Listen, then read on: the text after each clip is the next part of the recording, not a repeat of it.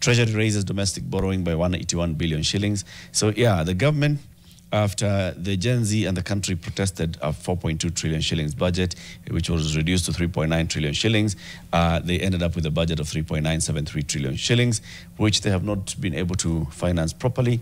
So they are increasing the amount of borrowing domestically so that they can fund the government's budget. So by the end of, so far they have borrowed 181 billion. Okay. Rockery to finance the budget.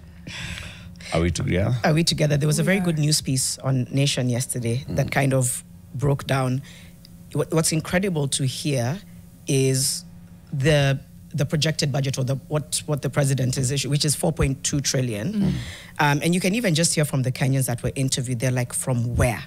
You cannot even, you're trying to get this from our taxes. Right. I don't even think you can achieve that. And it was put across, you know, sort of like what the US economy is, which is almost, you know, almost the same. And you're like, you can't try and mirror those two economies. Ours will collapse.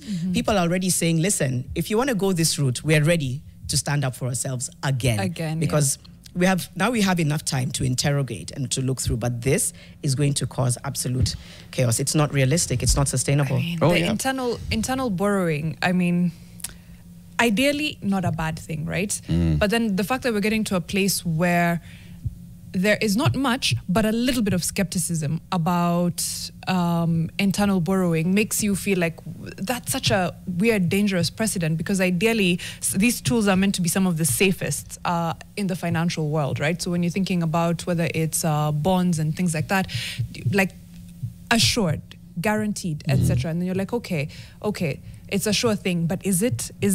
And that's a question that no one should ever have to ask. So I feel like already there's the fact that there's a little bit of skepticism as with regards to that is a very dangerous precedent, like I said. I'm trying to think of it from people who are doing long-term as opposed to short-term borrowing. What's your plan? Like, you're thinking, okay, guaranteed in 10 years, in this, I'll have this much from government. Okay, but the trends that I'm seeing as far as our finances are concerned, as far as our debt is concerned, will they allow me to get my money back? Will it be worth it at the end of the day? I don't know. Those are big questions to ask. And valid ones.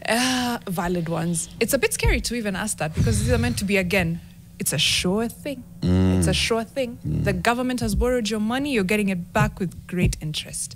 Say less.